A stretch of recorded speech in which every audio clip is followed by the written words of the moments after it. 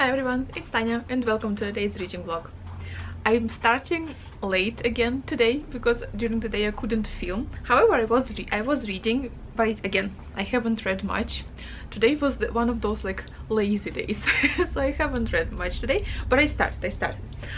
You see, I'm currently on page 40 of Village Christmas by Laury. I'm so enjoying it. I really like his writing style. I will give you our usual book tasting later in the video. I'm still thinking, should I read you just like one short story, because it's a kind of a collection of his essays, collection of short stories where he talks about his village and kind of traditions of the village, and especially traditions related to different seasons. So yeah, something that was happening in the village during different seasons. I'm really enjoying it. It's the same writing as in Cider with Rosie, beautiful and just so full of love for his small village, and it's very heartwarming. It just makes me happy. And also my plan for today is Don Quixote, 20 pages. I read 10, so I have 10 more to go for today. So yeah, Don Quixote, love as always. And actually there is something I wanted to share with you, talking about heartwarming.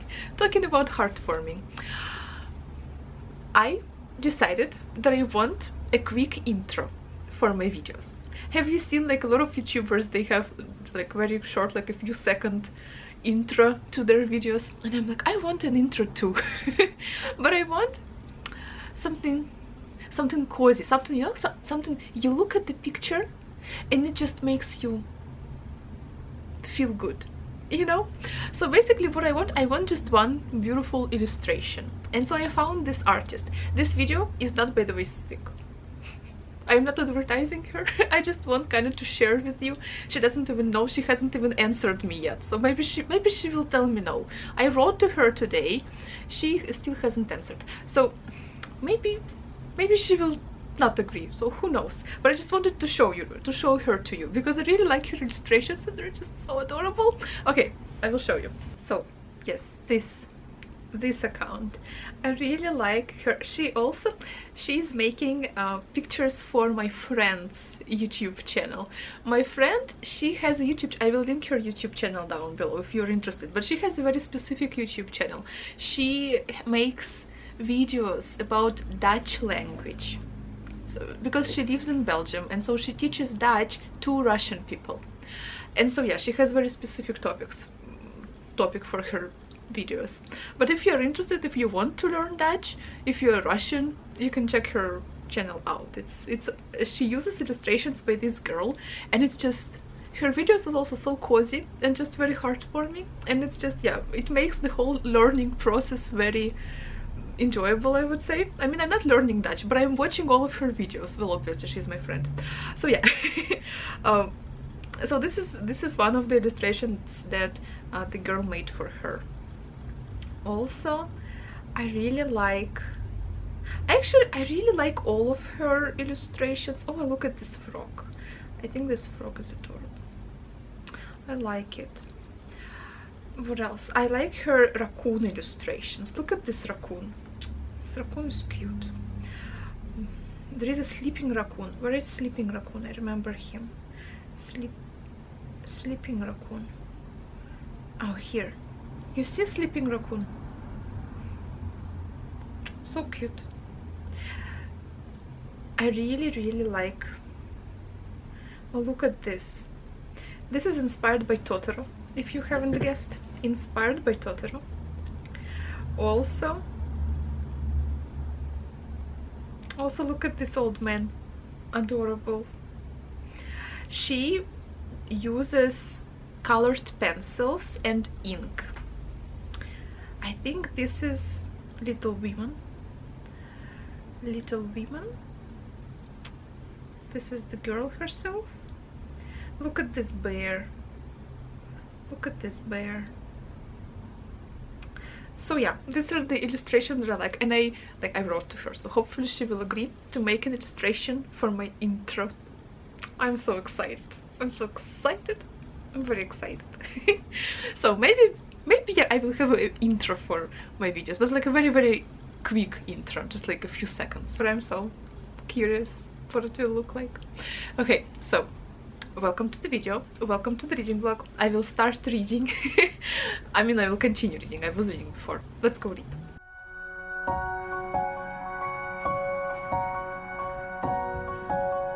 I wanted to give you a little example of what I mean when I say that this book is very kind and full of love. So it's a short story, or I don't know, maybe it's an essay, Born Survivor. So he begins it.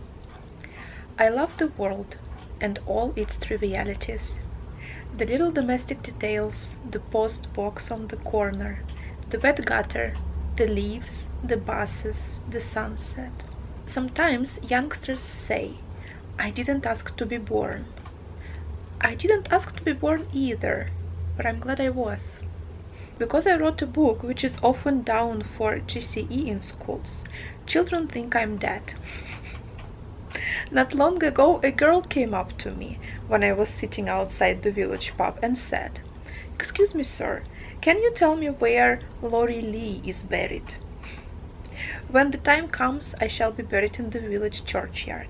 That's where my mother is buried. I share my mother's passionate attachment to this world and all its imperfections. Knowing that an unbaptized child would be buried in unhallowed ground among the old jam jars, my mother sent for a vicar the day I was born, and he christened me that afternoon from a teacup. It was several years before I was officially christened in the church. I could walk by then, made free with the holy water, and cheeked the vicar. Some ancestral toughness, I believe, saw me through that first day. I remained seriously ill for months, never moved, nor cried, just lay where my mother put me, staring at the ceiling, scarcely breathing, in a motionless swoon. For a year I lay there, prone to many invasions, enough to mob an orphanage. And then he talks about his diseases, and yeah, basically later he talks about his health. But just the very beginning, I think it's so nostalgic and so kind. And this, like, when I read this, like when he wrote, like, I didn't ask to be born either, but I'm glad I was. I'm like, I really like Laury Lee because he really loves his village. I just love how he talks about his home. So yeah, this book makes me very happy. Hi everybody, it's already the next day. I'm still reading Laury Lee. Yes, I'm a little bit behind. It's okay. Our today's book tasting, I want to read you one super short story by him. It's super short, it's just this one page. And so I think you will get the idea from this, like why actually some people on the back here call him a superlative nature writer. I think this short story will give you an idea of why people call him this way. And I really like his language, especially when he talks about his childhood in the village and just the village and like life there and people. I don't know, he always talks about it with so much love. It just makes me happy. So I want to read you this one story. The story is called Summertime. You can sometimes tell it almost before waking up by its warm green breath on the eyelids. The rich and sudden as a lucky gamble, hoped for but hardly expected, the flowered days come, a three-ringed circus, and everything happens at once. Almost every night, hedge, field, and garden are found loaded like Christmas hampers. From the thick serge fetters of winter clothing, people walk free, as though suddenly pardoned. Out of hiding at last, they caress the air, pull it about them like silk, nibble it, drink it, and splash it over their bodies like children discovering water. Children and birds, so long subdued, suddenly populate the outdoor world, fighting, scuffling, flying cries and whistles, stretching their antiques to the extremes of daylight. It is the easy, generous, overwhelming time, when life seems to rise like a souffle. For everyone now there is a sap in the blood. Grass shoots, wheat smells. Plum petals break open, all nature comes to a head.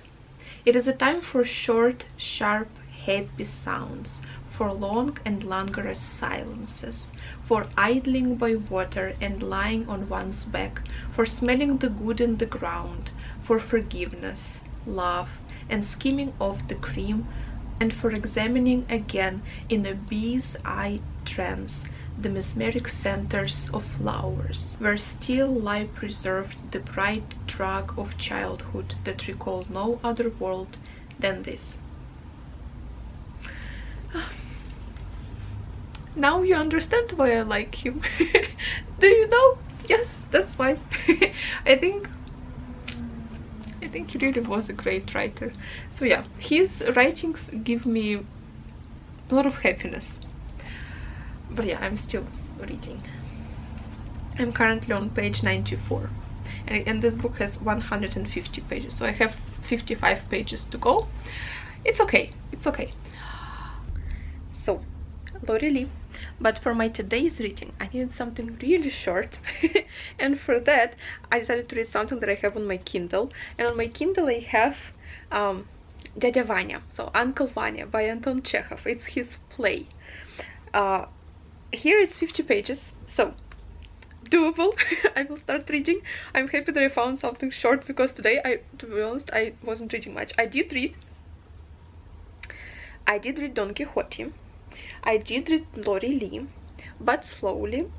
So I haven't finished still Laury Lee, but at least I want to finish Dядя Vanya today. So okay, I will start reading Dядя Vanya, and I will update you. I finished Dядя Vanya. This is such a sad play, but at least nobody died, which is good. Everybody is alive. It's already a little bit late. It's almost 12. That's why I'm a little bit sleepy. In this play we follow one family. In this family there is this one professor who is already very old. He is the very center of this whole family. The whole family rotates around him, because when he was younger, everybody respected him a lot in this family. Everybody loved him and admired him. He had two wives, so his first wife is dead, and his current wife is very young. She's 27 years old. The play takes place in the house, in the mansion of his first wife. And so the family of his first wife lives there. The family being the mother, his first wife's brother, and his daughter from his first wife. And so the whole family adored him. Now that he is already very old, brother-in-law, he lost his faith in him. He realized that the man, even though he has been studying art for his whole life, he doesn't understand anything in art actually. He realizes that all the works that the professor was writing are actually just repeating the words of other people and not bringing anything new to the table. He realizes that the man is worthless, and that he kinda gave up his youth for nothing. His brother-in-law is currently in his 40s, and he, in this play, he kinda realizes that he hasn't lived his life. He regrets living his life the way he did, because his whole life he was working in this estate, but he was working for this professor. He was sending all the money to the professor to kind of support professor's life in the city, and his scholarship and his studies. He was also translating works for him from other countries during the nights. So he was doing a lot for him, and he realizes that now this professor, even though he's already very old, he is retired, he is not grateful. Like, he kind of took all of his efforts for granted. And so in this play, his brother-in-law comes to realize that. There is also some love subplot, but mainly I guess it's a play about people who are deeply disappointed in their lives. This brother-in-law is disappointed. There's another one character who is disappointed. He is a doctor in this he's a doctor in this region, and he has some very bright ideas. Actually, in this play, this doctor is the character who talks also about environment and how human activity affects environment, which I didn't expect to see it in a Russian classic novel. He's an ardent advocate for the environment issues. He plants woods. He kind of tries to protect the ecosystem in that place, and so he has a lot of bright ideas. He's also a doctor. He's like the only doctor in the region, so he's very, very busy all the time. And so the women in this place, they're kind of in love with him, so there will be some love subplot, but love subplot is not really that important. More it's a story about disillusionment and disappointment in people's life. Dядя Vanya, I never read it before actually. We didn't study it in school. In school we studied Chekhov's Cherry Orchard. So the Cherry Orchard by Chekhov. That's what we studied in school. And Dядя Vanya I never read before. So I'm glad I read it now. So yeah. This is the end, I guess, for today's vlog, I think.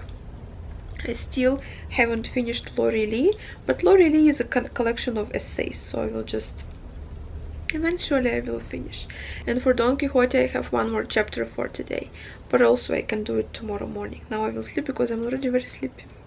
So yeah, this was a very random vlog because I didn't vlog a lot, but it's okay. I will do my best tomorrow. I will try to vlog better tomorrow. Thank you so much for watching. I hope you are doing I hope you are having a very good day. I hope you're reading interesting books and enjoying them, and I will see you tomorrow in my next reading vlog. Thank you very much for watching.